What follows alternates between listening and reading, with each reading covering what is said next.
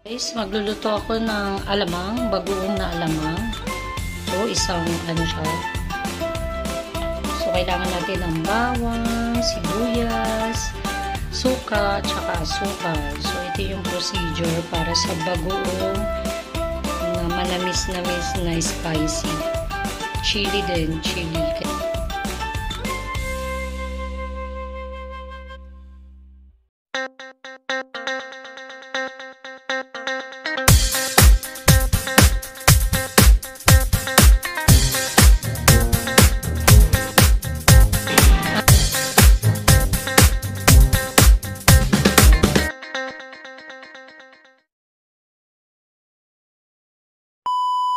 Lalagay ko yung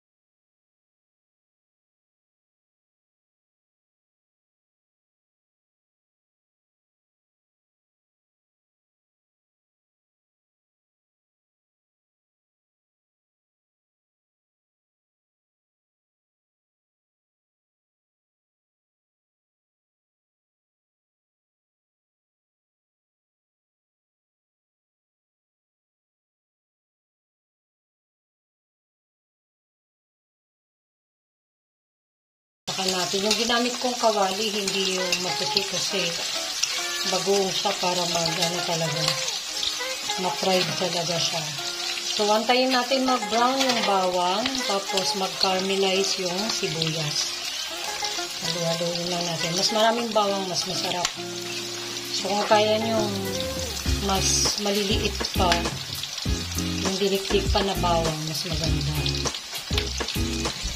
Ayan, nag-brown na yung bawang, tapos nagka-caramelize na yung sibuyas. Maya-maya ilalagay na natin yung bagoong natin. Ayan, brown na siya. Lalagay na natin yung pinatuyo natin. Bagoong. Ayan.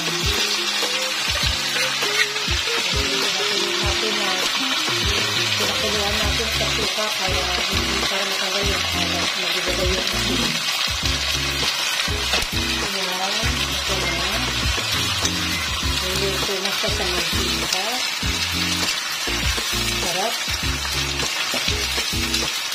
Tapos, ako kasi gusto ko maraming asukal para manamis-namis. So, mga 3 tablespoon ko na asukal.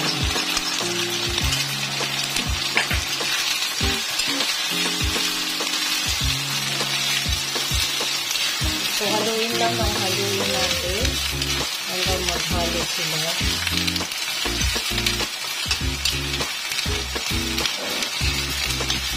Ayan, haluin lang natin. Ang haluin hanggang may asukal.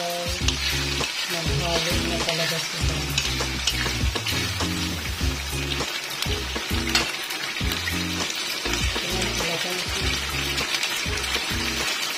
Wala kayong sili, chili na lang ilagay nyo. So, depende sa inyo kung gusto nyo Maanghang na maanghang ha. So ako isa lang.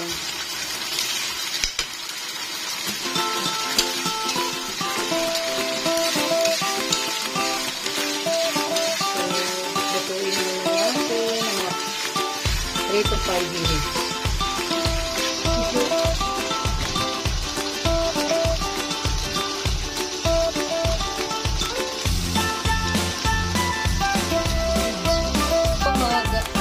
Mag-a-add uli ako ng 3 tablespoon na sugar kasi nung tinikman ko medyo maalat pa rin.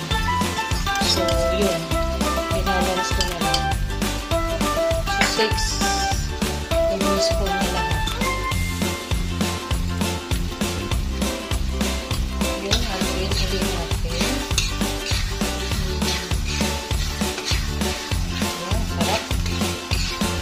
Pwede na to sa mangga. Hibaw, sa mga talong na prinito, okra, kung saan pa man. Talagyan natin dito pag ilalamigin muna natin. Sarap yun. Manamis-namis na maanghang. Tapos magmantika. Sarap sa mangga. Tapos, lalagay namin mamaya sa jar. So, yan na yung finished product. Sarap. Mangga lalo. So, yan. Ganun lang. Ganun lang nilulutuin yung alamang na binili. Finished products natin. Mangga na lang.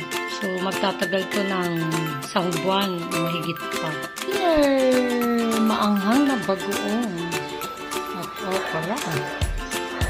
Sarap. Napaka-healthy pa ng okra. Bagoong.